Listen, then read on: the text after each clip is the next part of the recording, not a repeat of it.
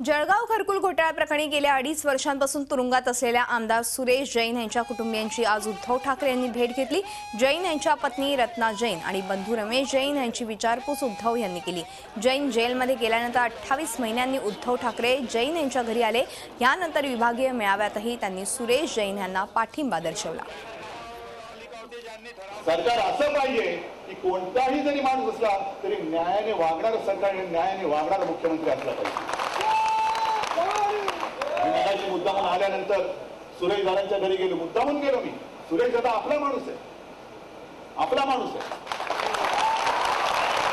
आज त्यांच्यावरती तुम्ही गुन्हा दाखल केलेला आहात, आरोपपत्र दाखल झाले नाही झालं मला माहिती नाही, पण 2 वर्ष झाली, 2.5 वर्ष झाली, त्यांना तुम्ही जामीन मिळून देत नाही। केस तरी चालेल, त्याचा निकाल तरी चालेल। अरे सुरेश दादांना असं मी म्हणत नाही की त्यांना आरोप असताना सुद्धा निर्दोष सोडून द्या, हे दादांना सुद्धा नाही मान्य होणार, पण त्याला जे काही बोलायचं आहे ते कोर्टामध्ये येऊन बोलू द्या ना। बरं, सुरेश दादांना तुम्ही आतमध्ये चढवत आहात, मग राष्ट्रवादीचे पदमसिंग पाटील त्यांच्यावरती खुनाचा आरोप आहे।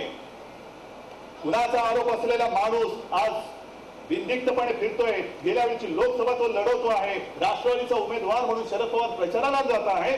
खुनाचा आरोप असलेला माणूस तुम्हाला चालतो, पण सुरेश दादासारखा माणूस त्याला तुम्ही बाहेर येऊन बोलायची संधी देऊ शकत नाही।